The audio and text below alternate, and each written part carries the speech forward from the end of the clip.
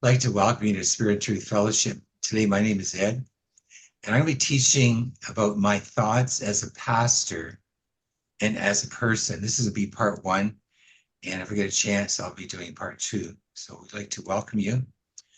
I planted a church, and the church I planted was not a denomination. It was a vineyard church, and vineyard churches are linear. They're not like a pyramid where you have a leader, then people underneath that, and finally you get a pastor, then you have the church. It's linear, so each church is independent.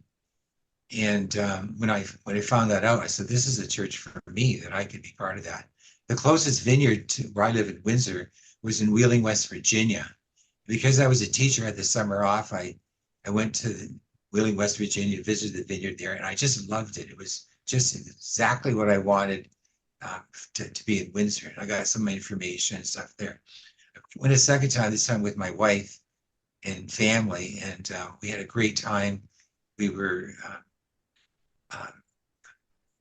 people that kept us there where I talked to them about different things, and it was absolutely wonderful. Now, the good thing about planning a church that's not a denomination and you're starting it, that nobody can say, well, we don't do it that way, Ed. This is the way we do it. Or I had a friend of mine, and he was Presbyterian, but he wasn't teaching the Presbyterian way. And they actually got after him and saying, well, that's not how we do it in a Presbyterian church. And that wasn't too bad for him. But as a church planner, I had nobody could say, well, we don't do it this way, or that we have to do it this way.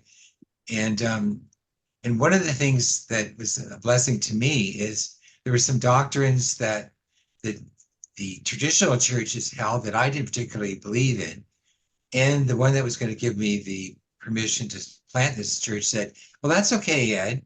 And from what you understand who Jesus is, that's fine. Just don't bother about teaching about that. So that was really good. So what I want to share today is how I organized this church, some of the things I wanted in a church that as I was looking that weren't there. And hey, I'm starting this church. So we started in our home, and it got bigger, and then we got to somebody else's home was bigger than our home. And then we got that was a little bit bigger. Then we rented a community center. We did that for a number of years, and it was absolutely wonderful. And then eventually, another pastor friend of mine, he was Spanish.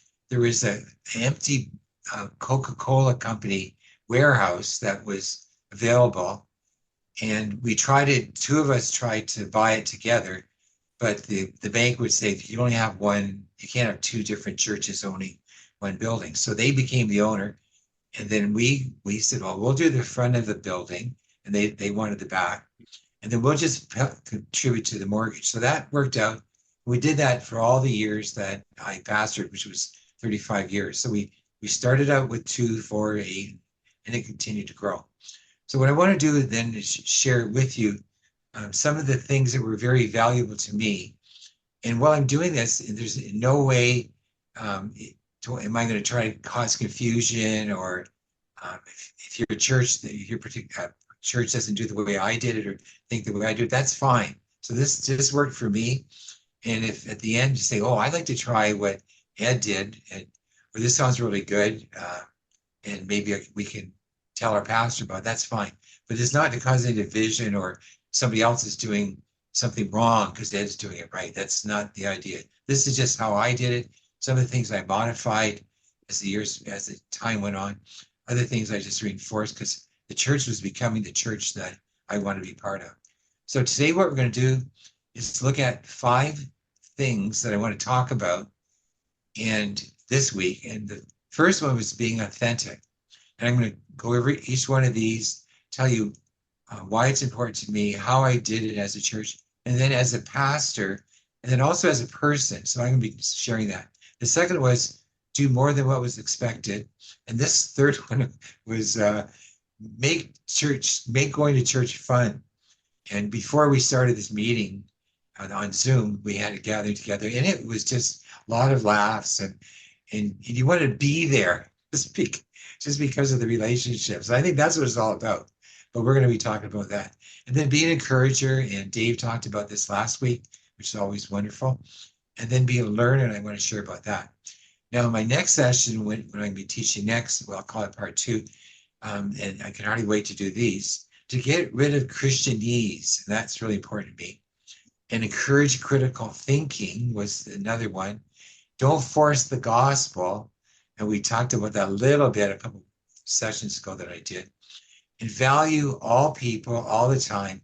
And then the last thing, don't try to get money from everybody. Do things as much as you can for free. So that's what I'll be doing the next time I'm teaching. So if you get any last things out of this, that'd be great. If you want to think about it, that'd be great. But don't use this as a complaint thing. Hey, the vineyard did this, the vineyard did that, or Ed did this. So the first thing I want to talk about is being authentic, being real. And I just wanted to share. I run a men's hockey group, and I've been playing hockey since I was a kid. And it's an adult group. And there's one guy that came a number of years ago. And when he found out I was a pastor, he made my life miserable. He would say things and do things that I can't even tell you here, but it was just awful. And in my discussion, talking with him, conversations, he just had nothing to do with anything to do with pastors. And I asked him why. He said, my uncle's a pastor. And on Sunday morning, he preaches this way, but Sunday afternoon, Monday, Tuesday, Wednesday, Thursday, Friday, he's a completely different person. He isn't the guy that he's presenting that he is on Sunday. So it turned him off. Well, over the years, I gradually talked with him, and then we became friends instead of an antagonist. And had times where we would just get together for a meal. I'd counsel him about some problems and life issues. And so it did work out. But being authentic is so, so important. Nobody wants to have a phony when they find out, oh, you're really not like you say you are. So that was one of my important things about being authentic. And I want to be the person who I am as a pastor. And then when people see me not as a pastor, but in say real life situations outside of the church building, I want them to see me. It's the real me. And it's so wonderful to be that person all the time. Now, I just want to tell you one of the reasons why I want to be that way is because Jesus was like that. Jesus was authentic. Whatever Jesus said and taught, then he acted that out. And so if he lived the truth and he spoke the truth in John 18 and 23, where it said, I think it says, I'm the way, the truth, and the life. And in this particular one, John 8:23, he was before the high priest, and then one of the religious leaders smashed him across the face. And he said, what was that all about? He says, you talking to the high priest that way? And Jesus said, if I've spoken wrongly, testify to the wrong. If rightly, then why do you strike me? In John 14:6, that's where he said, I'm the way, the truth, and the light. And I can't say that about me. Like if there was a video camera of Ed and everybody was to see it, or Ed's thoughts, I would not want that to be exposed. But nothing about Jesus, what he said, what he did. He may have had temptations, but he certainly didn't fall into them. So being real and being authentic is really, really important. And no matter who Jesus talked to, who he interacted with, whether it was his disciples, whether it was the Pharisees, with children, with those who were considered outsiders or the marginalized, Jesus showed the same love, acceptance, and forgiveness to them and welcomed them. And that's one of the reasons why people were attracted to Jesus. There was no deception in him or being evasive if he was asked a question. So Jesus answered honestly, and that was because of this honesty and the decommitment of truth, people were attracted to him. So that was the first thing that I wanted in the church. So if I wanted the church to be real and authentic, tell me where you're at, what you're doing, be real, then I had to be real. And Jesus was real. So that was the first thing I'd want as a church pastor. And I wanted my church to be real. We don't have to be fake. We don't have to make stuff up. There's a church that said, make it or fake it until you make it. And I think that's the opposite. Where you're at should be real and share that. And there should be in a relationship where you can say, this is what I'm struggling with. This is what I'm going through. Instead of presenting this picture of this guy that's always knows everything and always his life is all right. And so that was the first thing. The second thing was do more than what is expected. Now, I just want to tell you a story. In Canada, it gets really, really cold in the wintertime. And if you have plastic garbage bags, they get brittle. And when you put them out the day that the engineers come to pick them up, if they throw the garbage uh, bag or the garbage can rather down, it can break because it's so hard. And in the summertime, if you throw it down, sometimes we have a ditch in front of our house. It might roll in the ditch and I have to dig it out. Or there might be some, as they throw it out, they might drop some garbage on and this happens almost all the time. And I pick it up and throw it in. So that's typical, okay, that happened. But this new, we call them sanitary engineers. So this guy came, and at the end after he left, all the garbage cans were sitting in nice and straight. If there's any garbage that would fall out, he picked it up, threw it in the truck. And one day I stopped and asked him. I said, I've never had somebody take care of our garbage like you do. Can you tell me what your reasoning behind that? And this is what he said, and it's kind of biblical. He said, I consider every home like my grandma's home. And would I want her to go in a ditch to get the garbage? Would I want to have some bits of garbage that she has to pick up? No. And then I think, well, that's what Jesus said. Do unto others as you have do unto you, or do unto others as you would do to your grandmother. And so doing more than what's expected is what Jesus did. And that's what Jesus was like. Jesus did the unexpected. And because sometimes when he did stuff like that, then people would make excuses what Jesus did. The first miracle that he did was at a wedding feast. They was invited to a wedding feast. And of course there they have a party, they drink, and sometimes they get drunk. And as a Christian, when I was first exposed to Christianity, there were a lot of rules. Like you couldn't dance, you couldn't drink, you couldn't play pool, and some, not particular church I was at, but you couldn't do sports. Boy, if a church said that, I would even go a second time. So there were things that Jesus did that even his disciples wondered, why would you do these things? So one of the first things he did was transform water into wine and have more wine. So the person that was the wedding couple weren't embarrassed that they ran out of wine, and it was the best wine. So that's what Jesus did, and he wanted to continue the celebration. So you can read that at John 2, verses 1 to 12. And when Jesus interacted with people, Scripture says that God is not a respecter of persons, and neither was Jesus. So whenever he interacted with people, he did it with love, acceptance, and forgiveness, and they felt that. Whether they were the marginalized, the people couldn't do with it, or known sinners, they would say, oh, he eats with sinners, and he's a glutton, and who is this guy? We don't have anything to do with him. Or with women, you weren't even supposed to talk with women, and especially Samaritan women. They didn't even like the Samaritans at all. They would actually go around the Samaritans' towns so they wouldn't have to interact. And so he showed this deep love for all people. And I try to do that, if they're not from my church, well, I still going to love them. I don't care. God loves them, and I'm going to show respect and love to everybody. So that's part of that. And then I want my church to do that. So next time I come on, I'll show you some of the things that were in detail. So some of these things overlap.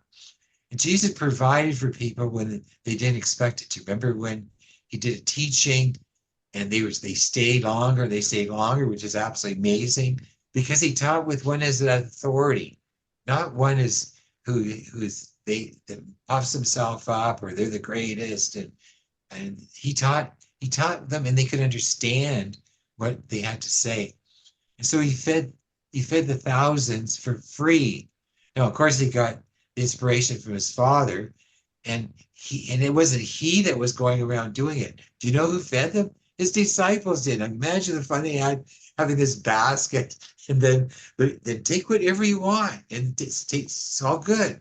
And of course, we talked about this last week, that fish must have been the best fish. That bread, boy, if you have homemade bread and it's fresh, it's almost, you almost eat the whole loaf.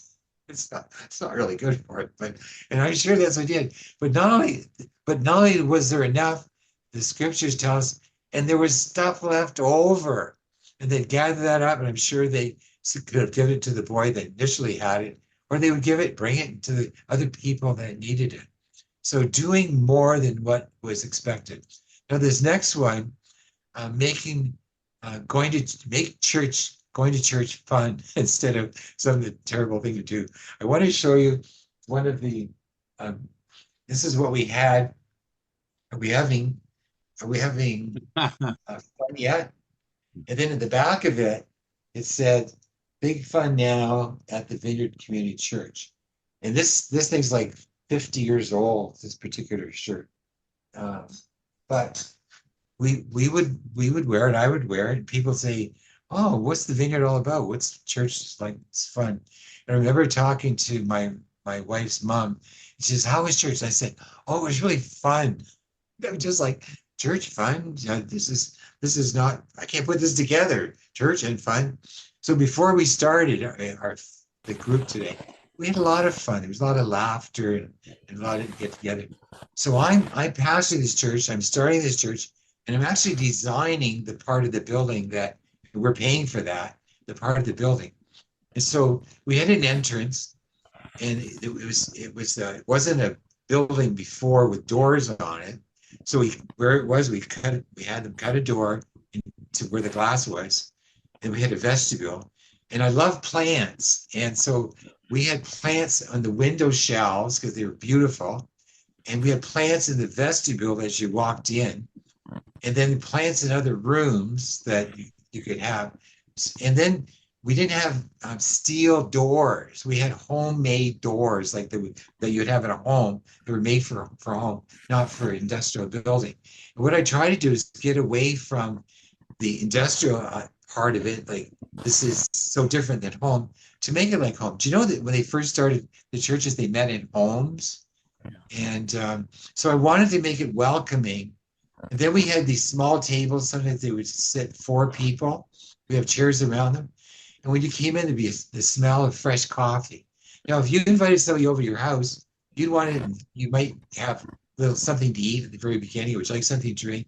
So that's what we did. And the coffee was free. And there was tea. There was tea bags and boiling water if you wanted that. So that was free. And people would come in early, and they sit on these tables. They laugh and talk and just hang out before the church started. So that was absolutely wonderful. This actually happened. I just happened to be near the door, and we signed "Welcome to the Vineyard," and I was near the door, and this couple came in, and they were dressed in suits and ties. And that was something that's another thing that we didn't do. Just dress in ordinary clothes and wear what you wear if you went shopping. That would be kind of the model. So I'm at the door. They didn't know I was a pastor or anything. And they walked in the door, and here these people are sitting down, and they're eating, and they're having a coffee, and they're laughing, and all these tables are set up. Now, mind you, there's a pathway to get through to the auditorium. We didn't call it the sanctuary. That's part of the Christianese I'll tell you about. And so this couple, they're looking around like this, and people are talking and enjoying themselves, and this is great as far as I'm concerned. And then he says to me, "Is this a church?" And I said, "Yeah, this is our church." And I'll show you the rest of it. So we went through. There were no pews. There were chairs in a semicircle, soft chairs that were comfortable, and there were no stained glass windows. There weren't any objects like this or whatever. And they felt so uncomfortable, they never came back, which is too bad. But for other people, they just loved it. This was a place where they could go. So, and then we used the building for fun. And now I'm not talking about being funny, but we made it for fun. We would have celebrations as much as we could besides the teaching celebrations. For instance, if somebody had a birthday, they could use the building, and we didn't charge them. They could just come, and what we'd expect them to do was leave the place as good as or better than you did after the party was over. if there's any types of celebrations, like if there was Valentine's, we would have a Valentine's party. We would have Christmas parties. We'd have New Year's Eve parties at the church building. If we could find any reason to have a party, we would have a party. If there were, if the group we're going to go tobogganing or skiing or sledding or whatever, then after we say, come back to the church, and then we had a hot chocolate or whatever. So the church was really a fun place to be, and the building was used not just as this holy sanctuary where you just prayed, but you went there and you had fun. And I think Jesus had fun. I really did. And some of the, well, we'll talk about that right now, but I believe that Jesus has fun, and he was no stranger to laughter. He just enjoyed life just so much. And you know what? He was a delight to be around. And he was invited to parties, and he went. And he was invited to parties by sinners and tax collectors and others, obviously his disciples, his friends. There were lively meals that he shared, lots of banter and talking. And even the shady people that Jesus would invite them, or somebody would invite them to be with them, and he enjoyed life. And if you have that inner peace, and Eric talked about that earlier, that if you have inner peace, then that's reflected in the people that you meet. And he had this inner joy that Jesus did, and the freedom to enjoy life. Jesus says, I've come that you might have a hard time, and I've come that you have to be pious, and you just, no, he said, I've come that you might have life and have it to the full. So I believe that too. And dancing was something that we weren't supposed to do, but there was dancing, and Jesus was not against that. He was for that. And it was, Jesus had fun to be around. Now, how do I know that? Well, there's no scripture that specifically says that Jesus danced, but the Jewish people dance. In Psalm 149:3, it says, let them praise his name with what? Dancing, and make music to him with timbrels, the timbrel and the harp. Now, Jesus also, the prodigal son, which Luke 15, where this is Jesus teaching this, and the Father, in my opinion, represents God and what God wanted. And when that son came back, what did the Father do? He had a party, and there was dancing and loud music and festives and joy. And so that's what I believe that Jesus was like. If there was a party to have, that'd be absolutely wonderful. Our neighbor, I shared this before, our neighbor across the street on Friday nights at our home, we'd have a get-together, celebration, a Bible study. That would be part of it. Now, I played hockey on Friday nights, and it was in a community close by. It's about maybe 15, 20 minutes away. And we played from 11 o'clock at night to 1 o'clock in the morning. And so people would meet at our house. We met at 7 or 7:30, and they would park in our parking driveway. We let them park on the grass if it wasn't wintertime. So they parked there. And then my buddies that would come, because it was about 50, 20 minutes away, we would meet at our house. We'd park the cars there, do it all carpool, and then we'd drive off to Amherstburg, which is about 15 to 20 minutes away. Now, we get home at 1, it was 11 to 1, so by the time we shot, it would be 1:30, 2 o'clock by the time we got home.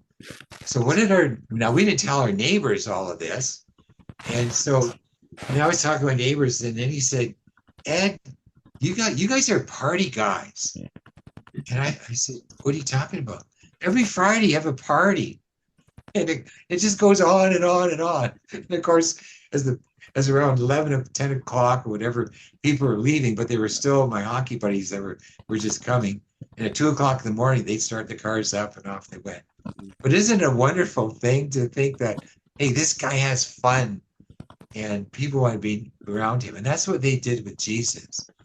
And so I want to be like that. If Jesus had fun, and people want to have fun, that's what I want to do. And so I try as much as I can to have parties. Hey, you want to come over? We have a campfire in our backyard. These are some of the things we do to have fun. We used to call them activity nights.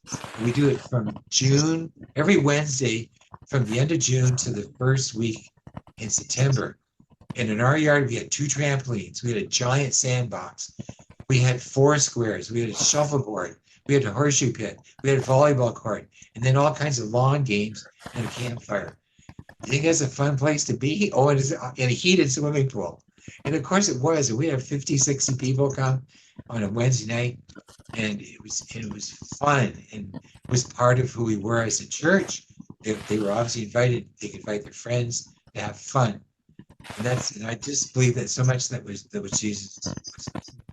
The fourth thing I want to talk about, and I wanted this for me and this for a church, and again, that was shared in some of the prophecies and some of the things that Dave taught last week, was to be an encourager. It's easy to encourage somebody. You just have to think of what they're doing and just encourage them. It doesn't cost anything to be an encourager. But boy, there are benefits to encouragement. First of all, it builds off positive relationships. So encouraging somebody who doesn't like somebody to say, hey, that was really good. And just bless you. Eric and I are playing pickleball. We encourage each other. It's all going, Eric. And here's something that you can do as a way of developing relationships. Just ask somebody, so what do you do for fun? And they can, suddenly you're interested in them and something they're about. And whatever they tell you. And then you say, oh, that's great. Have you ever tried this particular whatever? And so it builds positive relationships when you're encouraging people. And then for somebody that maybe they're discouraged, like how to run a Zoom meeting. And then, and somebody's helping you. You can do it. Well, then it leads to a willingness to take on a new challenge or say, I can't do this, and say, yeah, you can. And Michelle, of course, is absolutely wonderful for teaching us how to do Zoom meetings. Also, it inspires positive thinking about oneself because we kind of run ourselves down. I can't do it, but no, you can. I can do it. You can do it. And so that's really, really important. And all of us fail at things. So just because you tried the first time, if it was really, really easy, then that's no big deal. So you're trying something, whether it's pickleball or whether you're reading something that's a little bit harder, because you didn't do it right the first time, it's okay.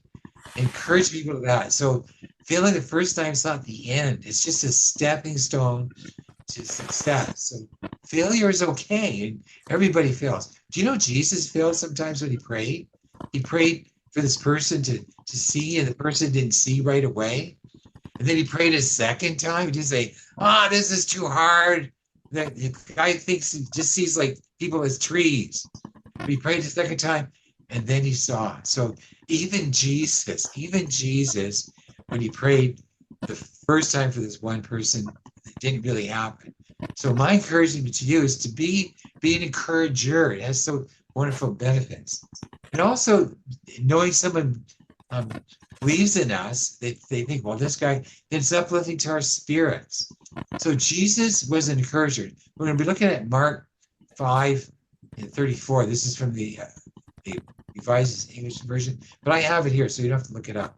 It says, while he was still speaking, this is Jesus, some people came from the leaders of the synagogue's house saying, Jairus, your daughter's died. Why bother the teacher any further? So this is sad. This guy came to talk to Jesus, didn't get a chance yet, wanted to talk to Jesus. But the scriptures say, but Jesus, overhearing what they said to the leader of the synagogue, don't be afraid, just believe. So there was some encouragement. My daughter's dead. Don't be afraid, just believe. And also, if you're with somebody that's discouraging, that's not good either. You're never gonna make it, you're right, give up, Ed, or whatever. But if you're with people that are encouraging, those are the people you want to hang around with. And that's one of the reasons why people hung around with Jesus. So what did he do? The scripture says he did not allow anyone to follow along with him except who? Peter, James, and John, the brother James. And they came to the house of the leader of the synagogue, and he saw much commotion and people crying and wailing loudly. Now, a lot of theologians think these were paid mourners, that they were going there, and whether that was true or not, but that's not important. And when he entered, this is Jesus, he said to them, "Why are you making such a commotion and crying?" Jesus asked questions. "The child has not died, but is asleep." And how did they respond? "Oh, really?" No. They began to laugh at him. Did that discourage him? When you do something and say, "Well, people might laugh at me," but if somebody's encouraging you and you're being encouraged, those kind of things happen. But after clearing them all out of the house, he took the child's father and mother and those who were with him and went into the room where the child was. And what did he do? Taking the child by the hand, this is the dead girl, he said to her, "Talitha kum," which means, "Little girl, I say to you, rise." And immediately the little girl, the scriptures tell us she's about 12 years old, got up and began to walk. Now, would that not be encouraging? Don't be afraid. Just believe. Don't be laughing. Don't give up. And they were greatly amazed, and they should be. The last one I want to share today is about being a learner. Now, it's my philosophy that I can always learn, and I always want to be open to learning. When I played hockey, I'd ask one of the guys that were better than me. I asked him just privately, one-on-one. I say, what's your tip for me today to be a better hockey player?" And sometimes they say, "Ed, don't do a back pass without actually looking." So sometimes I see the guy who's coming up beside me, but he's going to the bench. Well, I don't know that. And so I do a draw pass, and then the guy, what's he playing? There's nobody there. And the other team player would get the puck and off he goes. So I'll always be a learner. Now that I'm playing pickleball, I mean, I'm learning by videos, I'm learning by doing, but I also asked one of the better players, especially when I'm playing with or against him, if there's anything that you see I can do improve, would tell me, because I want to be better. And so to be open to learning is so important. And I always want to be a learner. And this is what I think. If you think you know everything, and I've said this to the church, you might as well die, because there's nothing else to know. And over the years, there are things that I believe are true. And if somebody then presented something that was different, I didn't say, "Oh, it can't be true," because it's not. It's only what I believe is true. I was open to them. But I actually had a thing I would say, not every single time I preached on Sunday, but it maybe 2 or 3 times a year, I would say something like this: if anybody, that was usually me, 50 of the 52 weeks, if anybody from the front, they teach you, sharing something, and you don't believe it, that's okay. If you believe something different, that's okay. Now, what I would expect, though, is not to say, "Well, Ed is wrong," but be able to have a conversation with me or anybody else and say, "Hey, Ed, I don't really understand why you believe what you do. This is what I believe." And then be able to share that. And if you have biblical grounds, biblical scriptures, then just be open to that. But this is what I would have them say. It's okay to disagree, because I don't know everything. And I'm a learner, and I can learn from the people that I'm listening to, people that are part of my church community.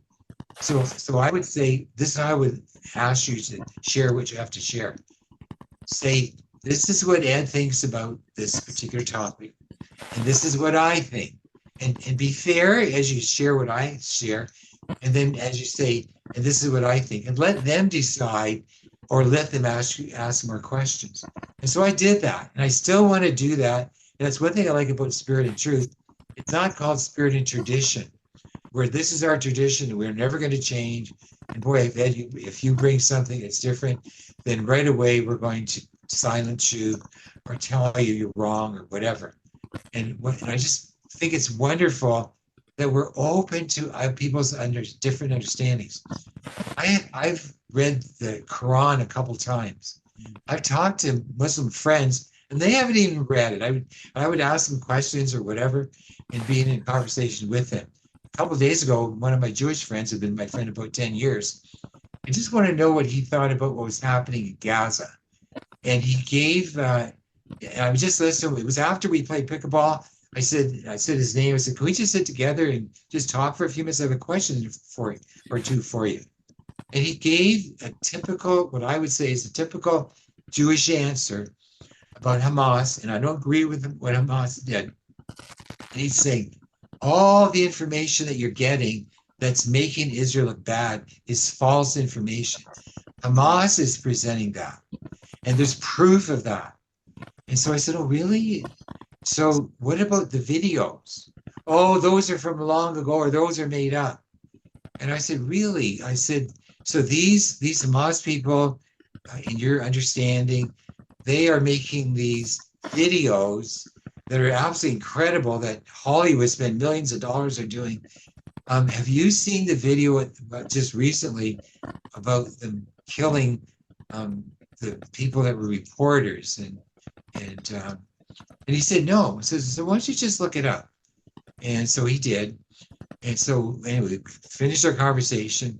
He came back the next day, we played pickleball, and he said, Ed, I watched those. You're right. What Israel is doing, if that's true, is wrong. So here was an opportunity by just being a learner, saying, I just want to learn and not presenting myself as the authority, but just asking questions. And so it was absolutely wonderful. Now, was Jesus a learner? Did anybody teach Jesus? What do you think? Did somebody teach Jesus? Did he teach him? What do you think? Well, if you think, no, Jesus knew everything. Well, that's not what the scripture says. Jesus was taught by God, and he said it himself. In John 8:28, he says, I do nothing of myself, but as the Father taught me, I speak these things. As the Father taught me. And so to me, that's the kind of person I want to be. I want to be not this is my thought and I've figured this out all by myself, but I really want to be led by the Spirit of God, to be taught by Jesus. And Jesus was taught by the Father. And then he relayed what he was taught to us. And to me, Jesus exemplifies an openness and a desire to learn. And that's what I want to be. I want my church to be like that. And I want to be that, not only about church things, but about everything. So if I'm playing pickleball, I want to be better at pickleball. If I'm playing hockey, I want to be better at hockey. If I do gardening, I want to be better at gardening. Whatever I want to do, I want to be a learner. Not that I know it all. Nor do I want to be a teacher all the time. So if somebody says something, I don't just have to correct them. I can just understand them. That's where they're at. And if we get into conversations, I'm not going to put the ideas that I'm the authority. You're wrong. This is all right. And that ends the discussion. I might say things like, "Oh, this is how I understand that. Tell me how you understand it," and really listen to what they're saying. And I've had conversations with atheists, with Jewish people that are upset with Christianity, and just by being open to hear where they're at, how they arrived, and to learn from them why they're thinking what they did. And that, to me, that's like Jesus. Now, here's an example in Luke 2, verses 46 and 47. It says, it came to pass after 3 days, they found him in the temple. This is Jesus, sitting in the midst of the teachers, both listening to them and asking them questions. Now, this listening to them was not like the Pharisees listened to him in Luke 15, but like the tax collectors and the sinners who listened to learn. So this was not a listening to find fault, but for listening to learn and asking them questions. Now, there are a lot of people that oppose science today, and they think science doesn't oppose God. It only reveals what God already knows. So I'd like to just, in summary, just share some of my thoughts quickly. First of all, be authentic. Be the real you. Admit what, if you don't know something, admit, I don't know, but I can look it up. Do more than what is expected. This is what Jesus did. Don't just do the bare minimum. And if it's a job, don't just do the bare minimum. When I was in grade 12, without going into all the details, my dad got electrocuted and he couldn't work anymore. So both my brother and I quit school and I went to work. I was working in an assembly line, and at 4 o'clock, this whistle blew. And to my amazement, that assembly, all those people that were doing that, the majority of them disappeared. And where did they all go? And I realized what they would do. About 5 minutes before the horn went, they got their job done a little bit ahead of time as the cars went through. And then they changed into their street clothes and left any of their work clothes there. And they couldn't be in the hallway, but they were in between the hallway where the stock was. And when that horn went, they ran like crazy to punch out. They grabbed their card and stick it out, and they'd run to their cars. And within 2 or 3 or 4 minutes after that horn blew, they were gone. They would have not worked 1 minute past 4 o'clock whistle. And that's not what Jesus was like at all. But Jesus did more than what was expected. And so whether on your job or whether you're helping somebody or whatever, be like Jesus. He did more than what was expected. Also, make going to church fun, and don't inhibit people from having fun, but encourage them to have fun. Obviously, in righteous ways, if you will, not to get drunk as an example. And be an encourager. People love to be encouraged, and they'll love you, and they'll love the God that's behind you. And the last thing I want to tell you is the next time I do a session, I'm going to go over these 5 things.